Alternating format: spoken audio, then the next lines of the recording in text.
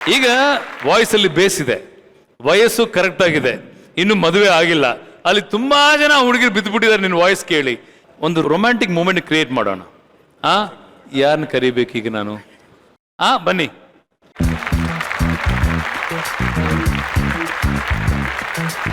ನೋಡಿ, ಚಾಕ್ಲೇಟ್ ಬಾಯ್.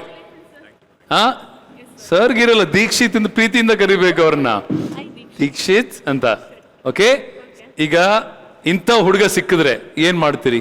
ಒಂದ್ ಮಾತಿದೆ, ಸಕ್ಸಸ್ಫುಲ್ ಮೆನ್ ಹಿಂದೆ ಯಾವಾಗ್ಲೂ ವುಮೆನ್ ಇರ್ತಾರೆ ಅಂತ. ಸೊ ಆ ಮಾತನ್ನ ನಾನು ನಿಜ ಮಾಡ್ತೀನಿ.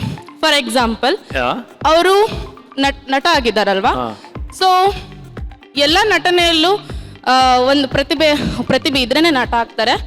ಸೊ ಒಂದು ಸ್ಟೆಪ್ ಮೇಲೆ ಹೋಗಿದ್ದಾರೆ ಅಂದ್ರೆ ಇನ್ನೂ ಒಂದು ಸ್ಟೆಪ್ ಮೇಲೆ ಹೋಗೋ ಥರ ನಾವು ಸಪೋರ್ಟಿಂಗ್ ಆಗಿರ್ಬೇಕು. ಸೊ ಅದನ್ನ ಅರ್ಥ ಮಾಡ್ಕೊಂಡು ನಾವು ಸಪೋರ್ಟಿಂಗ್ ಆಗಿರ್ತೀವಿ. ನೋಡ್ರಪ್ಪ, ಮದುವೆಗೆ ರೆಡಿಯಾಗಿ ಬಂದ್ಬಿಟ್ಟವ್ರೆ. ಎಲ್ಲ ಸಪೋರ್ಟ್ ಮೇಲೆ ಸಪೋರ್ಟ್ ಕೊಡ್ತೀನಿ. For every successful man has a women behind ಅನ್ನೋ ತರ ಬಂದ್ಬಿಟ್ಟಿದ್ದಾರೆ. ನಿಮ್ಮ ಹೆಸರು ಮತ್ತೊಮ್ಮೆ ಹೇಳಿ? ಸಿಂಧು ಪಾಲ್ಡರ್. ಸಿಂಧು, ಭಾಗ್ಯಲಕ್ಷ್ಮಿ ತರ ಬಂದ್ಬಿಟ್ಟಿದ್ದಾರೆ.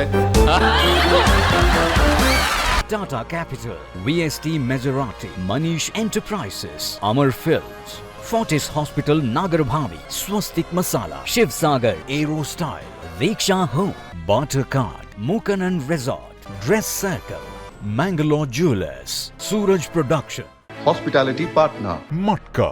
ಆಮೇಲೆ ನಮ್ ದೀಕ್ಷಿತ್ ಬೇಸ್ ವಾಯ್ಸ್ ಅಲ್ಲಿ ಪ್ರಪೋಸ್ ಮಾಡ್ತಾನೆ, ಚಿಟಿಕೆ ಹೊಡೆದಂಗೆ. But be careful, you'll go weak in the knees, but strong ಆಗಿರಿ.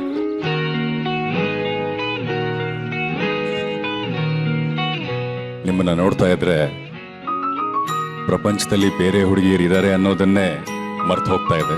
ಸೊ ಅಷ್ಟು ಸುಂದರವಾಗಿದ್ದೀರಾ. ಮದುವೆ ಬೇಡ, ಒಂದ್ ಸ್ವಲ್ಪ ದಿನ ಡೇಟ್ ಮಾಡೋಣ ಸಾಕು. ಕೊಡಿ, ತಗೊಳ್ಳಿ ರೋಸ್ ಮತ್ತೆ. So thank you for all the love.